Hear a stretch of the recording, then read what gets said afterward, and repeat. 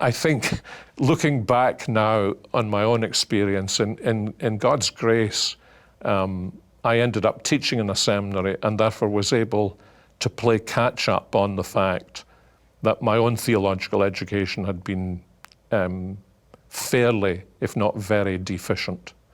So the first thing I would say is make sure that you go to a good seminary, because it is, unless you are very, very bright, it is highly unlikely that you will be able to catch up on what you have lost by going to a seminary that is not solidly biblical and committed to Christ. So that would be my first piece of advice. Second piece of advice would be advice that one of my colleagues in seminary, who was a very brilliant man, used to give his students, which was, don't let your grades get in the way of your training for the ministry. I think it's very easy for seminary students to be caught up in the wonders of getting good grades in theology. And I think the really important thing is that when you're studying it, you're getting to know God better. And I think students need to know that for many students, studying is very depressing. Not every student in seminary loves sitting for hours reading books.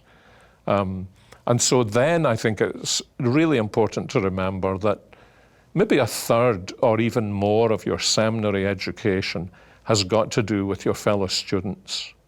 So I would say make sure that you make time for your fellow students and for bonding with them, because those bonds that you make in seminary are going to be really important in future ministry.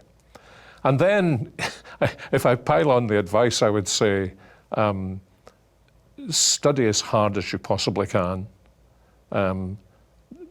Another thing I would say is, don't assume that because you're called to the ministry that you don't need to learn to speak well. I find in our modern education, maybe especially American education, much of it focuses on having opinions and being able to express them. That's not the same thing as having good opinions and expressing them well. And to do the latter, you have got to read. So another piece of counsel would be read more broadly than the books that your seminary professors ask you to read. In other words, never go to bed. Don't spend any time eating breakfast. Keep studying.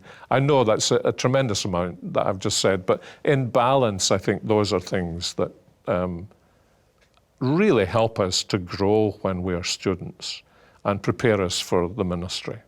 And I think the other thing that we should say is seminary is 3 or 4 years.